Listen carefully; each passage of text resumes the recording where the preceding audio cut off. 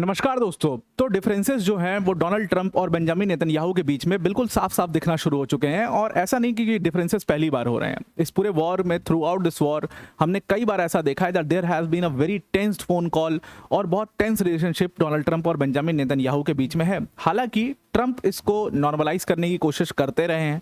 अभी भी ट्रंप ने उसको नॉर्मलाइज किया, पब्लिक में उन्होंने दिखाया कि नहीं भाई, हम एक ही फोर्स हैं, हम यूनाइटेड फ्रंट हैं। और स्टेटमेंट ऐसे दिए कि भाई बेंजामिन नेतन्याहू को जो मैं कहूँगा ही विल डू दैट, हमारी रिलेशनशिप बहुत अच्छी है। ये सारी चीज़ें वो दिखाने की कोशिश कर रहे हैं।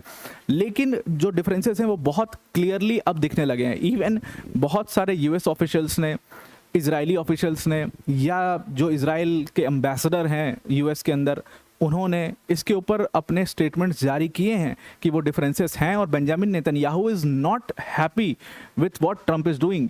ट्रंप का जो पूरा अप्रोच है इस वॉर को लेकर के, उससे बेंजामिन नेतन्याहू बिल्कुल भी वास्ता नहीं रखते और उससे वो बिल्कुल हैप्पी नहीं है कि why he is giving so much time to Iran. उनको ये बात नहीं समझ में आ रही है। तो इसको डिटेल में डिस्कस करते हैं कि वापस से क्या प्रॉब्लम हो गई। वापस से अभी हमने 1-2 दिन पहले देखा था कि एकदम ट्रंप ने लास्ट वार्निंग दे दी थी कि भाई हम ये वॉर शुरू करने वाले हैं, दोबारा से रिज्यूम होगा और ऐसा कर देंगे, वैसा कर देंगे, दुनिया भर की धमकी दी थी। फिर एकदम से दोबारा से डिसएग्रीमेंट क्यों हो गया? एक हीटेड फोन कॉल, इतनी हीटेड कन्वर्सेशन आखिर ट्रंप और नेतन्याहू के बीच में क्यों हुई है? What is the reason? इसको समझते हैं डिटेल में। पर वीडियो में आगे जाने से पहले एक बड़ी अनाउंसमेंट है अनअकैडमी टीम की तरफ से कि अगर आप यूपीएससी सीएससी की प्रिपरेशन कर रहे हो तो इस समय अनअकैडमी का जो जीएस और सीसैट का क्रैश कोर्स है वो आपको सिर्फ ₹1 में मिलेगा। अब तो जिसका प्रीलिम्स है 2026 का, वो भी इसके लिए कर सकते हैं एनरोल, बट मेरी एडवाइस यही होगी कि आप ना करिए।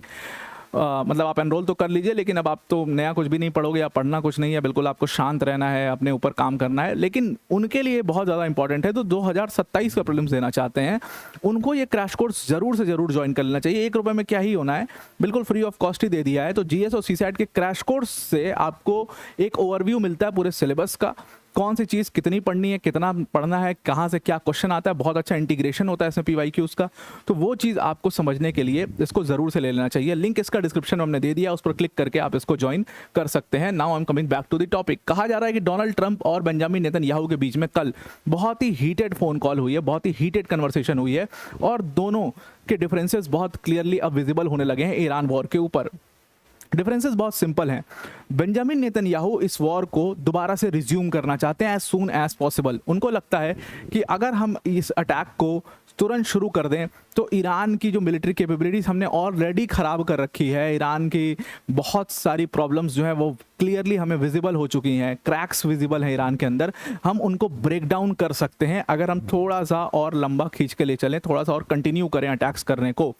लेकिन डोनाल्ड ट्रंप का एजेंडा बहुत अलग है। डोनाल्ड ट्रंप को साफ साफ दिख रहा है कि उनकी पार्टी का पॉलिटिकल, ट्रंप का कोई करियर है नहीं पॉलिटिकल, उनकी पार्टी का पॉलिटिकल करियर है, उनके लोगों का पॉलिटिकल करियर है। वो लोग जिन्होंने ट्रंप को यहाँ तक पहुँचाया वो क्या करेंगे आगे चल करके, बिकॉज यूएस की जनता उनके बहुत खिलाफ हो गई है, वर्ल्ड की जनता उनके बहुत खिलाफ हो गई है। यूरोप ने बिल्कुल हाथ जोड़ लिया डोनाल्ड ट्रंप से, सारे मैक्सिमम देशों ने हाथ जोड़ लिया लगभग ट्रंप से, नेटो को कोई बहुत उम्मीद नहीं है उनसे।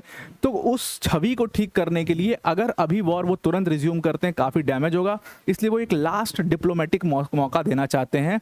वो डिप्लोमेसी के थ्रू इसको सॉल्व करना चाहते हैं और अगर डिप्लोमेसी फेल होती है फिर तो उनके पास वैसे भी कोई ऑप्शन नहीं बचेगा रादर देन अटैकिंग, क्योंकि आपने शुरू किया था, आप अगर खत्म नहीं करोगे तो आप हारे हुए माने जाओगे।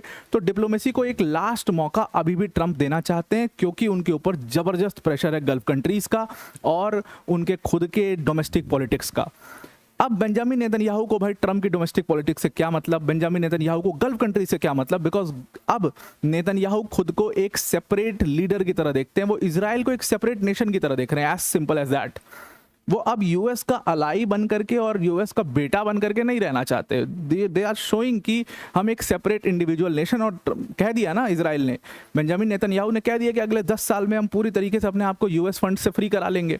इसका मतलब ही यही था कि वो पूरे इंडिपेंडेंट छवि अपनी क्रिएट करना चाह रहे हैं। तो उनको गल्फ के अलाइज से यूएस की या यूएस की डोमेस्टिक पॉलिटिक्स से कोई मतलब नहीं है। उनको चाहिए कि उनका जो दुश्मन है ईरान वो पूरी तरीके से ख़त्म किया जाए, और इसी को लेकर के काफ़ी ज़्यादा डिबेट हुई इन दोनों के बीच में। और जो यूएस ऑफिशियल्स जिनको इस मामले की जानकारी है, जिनको इस कन्वर्सेशन के बारे में कुछ पता था, उन्होंने कंफर्म किया और इसको एज अ रिपोर्ट छापा गया कि Benjamin Netanyahu's hair was on fire, quote unquote इस बात तो कहा गया। वो इतने गुस्से में थे, उनका मानना है कि ये पीस टॉक्स जो है दोबारा से इस वॉर को रिज्यूम करना और पीस टॉक्स करना और ये सब बकवास है।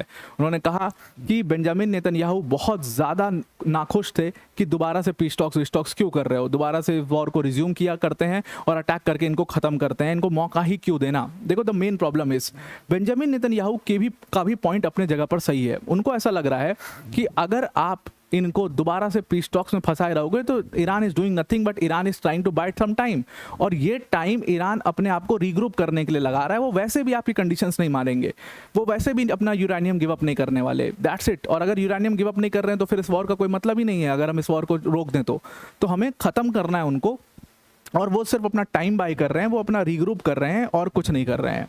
ये बात ट्रम्प को समझनी पड़ेगी और इसीलिए वो बार बार ट्रम्प से रिक्वेस्ट कर रहे हैं कि हमें तुरंत ये जो वॉर है इसको रिज्यूम करना चाहिए और उनको अटैक करना चाहिए ताकि हम उनको ज़्यादा से ज़्यादा नुकसान पहुंचा पाएं। डोनाल्ड ट्रम्प की भी अपनी कंडीशंस हैं जो कि मैं आपको ऑलरेडी बता ही चुका हूं।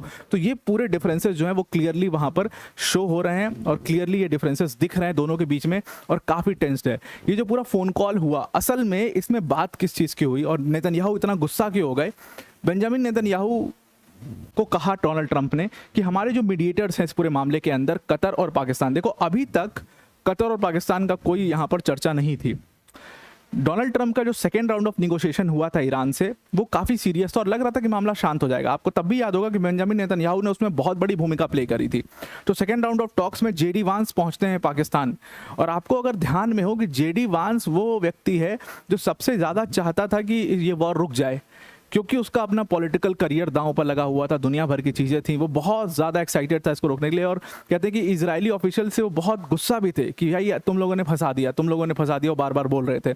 तो जेडी वांस वहाँ पर पहुँचते हैं और सीरियसली इस मैटर को डिस्कस करना चाहते हैं, और तब तक उनके पास एक फ़ोन कॉल आता है जो सपोजिटली कहा जा रहा था कि वो बेंजामिन नेतन्याहू से डायरेक्टली उनकी बात हो रही थी। और इस दौरान एकदम से उस फ़ोन कॉल के बाद उनका रुख जो है वो पूरी तरीके से पलट जाता है। ये खुद ईरानी ऑफिशियल्स ने इस बात को माना है कि वो हमसे बहुत अच्छे से बात कर रहे थे, लग रहा था पीस टॉक्स बिल्कुल सफल होंगे, बहुत सही तरीके से यहाँ पर बातचीत हो रही है, लेकिन जैसे ही फ़ोन कॉल आता है वो जेडी वांस की पूरी बॉडी लैंग्वेज बदल जाती है, उनका तरीका बदल जाता है, उनको हमें हैंडल करने का तरीका बदल जाता है, और वो एकदम से बिल्कुल ऐसे अकड़ के बैठ जाते हैं, हाँ ठीक है यार, मानना है मानो, नहीं मानना हटाओ, इस टाइप से वो पूरा बॉडी लैंग्वेज उनकी चेंज होती है। तो बेंजामिन नेतन्याहू का इसका मतलब बहुत बड़ा रोल था उसमें, सेकेंड राउंड ऑफ टॉक्स के फेल होने में। अब ट्रंप कह रहे हैं कि कतर और पाकिस्तान से मेरी बात हुई है। अब दोनों साइड ने क्या किया था ना इस वॉर के अंदर कि अपनी प्री कंडीशंस दे दी थी कि भाई बात तो तब करेंगे जब तुम ये कंडीशंस मानोगे, और यूएस ने भी यही काम किया था, बात तब करेंगे जब तुम ये कंडीशंस मानोगे, ये तो हमारी कंडीशंस हैं, और वही ब्लॉकेड आ गया था। अब काम इसके ऊपर हो रहा है। बेंजामिन नेतन्याहू को ट्रंप ने कहा कि कतर और पाकिस्तान ने एक लेटर ऑफ इंटेंट बना दिया है, और इस लेटर ऑफ इंटेंट के अंदर दोनों पार्टी साइन करेंगी, यानी कि डोनाल्ड ट्रंप साइन करेंगे और ईरान साइन करेगा, मतलब यूएस और ईरान साइन करेंगे, और उसके बाद ये वॉर वहीं पर फॉर्मली एंड हो जाएगा। कोई सीजफायर नहीं, एंड हो जाएगा ये वॉर, और उसके बाद एक कूलिंग ऑफ पीरियड दिया जाएगा 30 दिन का।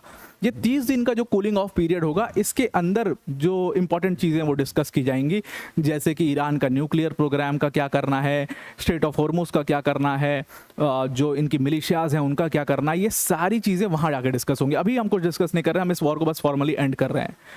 अब इस चीज़ से बेंजामिन नेतन्याहू बहुत नाखुश हैं। उनका कहना है कि this will look so bad on us, हमारी बेइज्जती कर रहे हो आप, और कोई बात नहीं है। अगर आप अचानक से ऐसे इस वॉर को फॉर्मली एंड करोगे जिसका कोई कंक्लूजन नहीं, कुछ नहीं, ईरान के न्यूक्लियर प्रोग्राम का कुछ पता नहीं वो आपकी शर्त माने ना माने, फिर क्या करोगे, फिर से दोबारा करोगे वॉर। तो बेंजामिन नेतन्याहू का कहना है कि हम अभी सही टाइम है, इसको अटैक करके ख़त्म करते हैं, ये टॉक्स वॉक्स के चक्कर में आप ना पड़िए। अगर आप टॉक्स वॉक्स के चक्कर में पड़ेंगे तो आप इसी चक्कर में पड़े रह जाएंगे। और ट्रंप की इस स्ट्रैटेजी से वो बिल्कुल नाखुश हैं।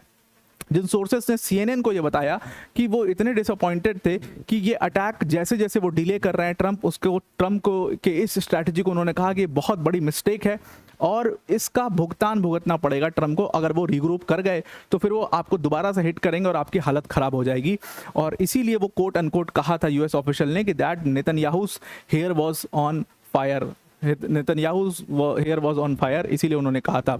इजरायली एम्बेसडर जो है यूएस के अंदर, उन्होंने भी यूएस लॉ मेकर्स को देखा कि नेतन्याहू बहुत कंसर्न थे इस पूरी कॉल को लेकर के, और हमने पहले भी देखा है कि नेतन्याहू पहले पीस टॉक्स में भी काफ़ी ज़्यादा कंसर्न रहे हैं। जो मैंने जेडी वांस वाले पूरी किस्सा आपको जिक्र किया, नेतन्याहू ने अपनी कंट्री में नेसेट के अंदर स्पीच देते हुए बोला था कि यूएस जो है वो बहुत बड़ी गलती कर रहा है इनसे बातचीत करके, ये बात करने लायक लोग नहीं हैं, ये दोबारा से पलट करके मारेंगे, इस टाइप से उन्होंने स्पीच भी दी थी जो काफ़ी फेमस हुई थी। तो मतलब, और इजराइल के अंदर ऐसा नहीं है कि बेंजामिन नेतन्याहू का अपोजिशन इसलिए है कि वो ईरान से वॉर लड़ रहे हैं, बल्कि लोग तो बहुत खुश हैं कि वो ईरान से वॉर लड़ रहे हैं, because Israelis have wish this for years and years and years. उनके यहाँ की पूरी पॉलिटिक्स डिपेंड इसी चीज़ पर करती है कि आप ईरान को ख़त्म कर रहे हो, आप इस्लामिक फोर्सेस से खिलाफ लड़ रहे हो, पूरी पॉलिटिक्स उसी चीज़ पर चलती है। तो लोग उनके खिलाफ इसलिए हैं कि वो ऐसा कर रहे नहीं, लोग उनके खिलाफ इसलिए हो गए हैं कि वो ईरान को ख़त्म नहीं कर पा रहे, वो बार बार अटैक करते हैं और फिर रोक देते हैं, अटैक करते हैं और रोक देते हैं। और इसीलिए बेंजामिन नेतन्याहू का मानना है कि अटैक करते हैं इस बार और ख़त्म करते हैं, और उस चीज़ के लिए यूएस बिल्कुल भी रेडी नहीं है, उनकी बात मानने को बिल्कुल भी तैयार नहीं है। लेकिन अब इनको यूनाइटेड फ्रंट भी दिखाना है। अगर ये यूनाइटेड फ्रंट खुद को नहीं दिखाएंगे और डिसएग्रीमेंट साफ साफ नजर आएंगी, तो अगली पार्टी और ताकतवर हो जाएगी, अगली पार्टी और आश्वस्त हो जाएगी, कह रहे ये तो आपस में खुद ही लड़ रहे हैं, हमें क्या है, तो खुद ही खत्म हो जाएंगे अगर थोड़ा सा और हम कंटिन्यू करते हैं। तो इसीलिए ट्रंप के वो स्टेटमेंट्स आ रहे हैं कि हमारी इजराइल के साथ बहुत अच्छी रिलेशनशिप है और मैं जो भी नेतन्याहू से कहूँगा वो चीज़ मान लेंगे। हालांकि बेंजामिन नेतन्याहू उनकी बात मानने को बिल्कुल तैयार नहीं है। ट्रंप ने अमेरिकन कोस्ट गार्ड अकेडमी में एक बहुत बड़ा स्टेटमेंट दिया। उन्होंने कहा कि Iran has two options, either we go and finish it up, हम खत्म करते हैं ईरान को, और they can sign a document. तो ये डॉक्यूमेंट थिंग जो है अकॉर्डिंग टू ट्रंप, ये उनके लिए लास्ट ऑप्शन बचा हुआ है इस वॉर में, क्योंकि Netanyahu is ready to attack Iran again. अब यहाँ पर ऑपरेशन स्लेज हैमर, जिसको रीब्रांड किया गया था ऑपरेशन स्लेज हैमर, ट्रंप ने साफ कहा बेंजामिन नेतन्याहू से कि ऑपरेशन स्लेज हैमर हमने इसलिए रोक दिया, जो कि दोबारा से वॉर को ये रिज्यूम करने वाले थे, जो मैं आपको परसों चर्चा कर रहा था। तो ऑपरेशन स्लेज हैमर सिर्फ इसलिए रोक दिया क्योंकि सऊदी अरेबिया, कतर, यूएई, जो इनके गल्फ के एलाइज हैं, इन्होंने रिक्वेस्ट किया कि नहीं यार, वॉर को दोबारा शुरू मत करो, ये ग्लोबल, ये वर्ल्ड इकॉनमी के लिए बिल्कुल भी ठीक नहीं होगा। और CNN में साफ साफ गल्फ मीडिएटर्स ने इस बात को कहा है कि हमने इस वॉर को रुकवाया ट्रंप से रिक्वेस्ट करके, सऊदी अरेबिया ने, कतर ने और यूएई ने, कि अगर ये वॉर दोबारा शुरू होता है तो हमारे लिए बहुत ज़्यादा हिट होगा। और इसलिए Pakistan, Qatar, Saudi Arabia, Turkey, Egypt, ये सारे देश एक नया मेमो बनाने लग चुके हैं, जिसके अंदर कोई कंडीशंस नहीं होगी। बेसिकली पहले यूएस अपनी कंडीशन रख दे रहा था, ईरान अपनी कंडीशन रख दे रहा था और एक ब्लॉकेड क्रिएट हो जा रहा था। तो अब ये लोग मिल करके ये एक मेमो तैयार कर रहे हैं, और कहा जाता है कि कतर ने एक मेमोरेंडम उसका तैयार कर भी लिया है कि किन मुद्दों पर बात होनी है, कैसे होनी है, कब होनी है, क्या होनी है, उसका एक फ्रेमवर्क कतर ने ऑलरेडी प्रिपेयर कर लिया है। तो आप दोबारा से इस वॉर के अंदर कुछ पीस एफर्ट्स देख रहे हो जो कि काफ़ी इंपॉर्टेंट हैं। लेकिन एक बात ध्यान में रखिएगा कि पीस जितना भी ये लोग करते रह जाएं, meeting, at the end Donald Trump को स्वे करना बहुत आसान है, उनको अपने तरफ खींचना बहुत आसान है। तो हो सकता है कि बेंजामिन नेतन्याहू फिर से उनको कन्विंस कर लें, या उनके खुद के यूएस ऑफिशियल्स उनको कन्विंस कर लें, एंड वो दोबारा से ऑपरेशन स्लेज हैमर शुरू कर दें। ऐसा भी हो सकता है। हालांकि पीस टॉक्स की जो एफर्ट है वो काफ़ी तेज़ी पकड़ चुके हैं और बहुत सारे देश इसमें इन्वॉल्व हो चुके हैं। डायरेक्टली सऊदी अरेबिया इसको देख रहा है, यूएई देख रहा है, कतर देख रहा है, टर्की आ चुका है, इजिप्ट आ चुका है कि ना, इस वॉर को कुछ भी करके रुकवाना पड़ेगा, अदरवाइज सबसे ज़्यादा हिट गल्फ को होगा। और जो इन्होंने अपना पूरा कार्टेल बना रखा है ना, ये कार्टेलाइजेशन टूट जाएगा, ऑलरेडी ये टूटने लग गया है। तो इसलिए इनको अपनी चिंता सता रही है कि कैसे भी इस वॉर को रोकते हैं। आई होप आपको ये पूरा आर्टिकल समझ में आ गया होगा। आज के लिए इतना ही। Thank you and have a nice day.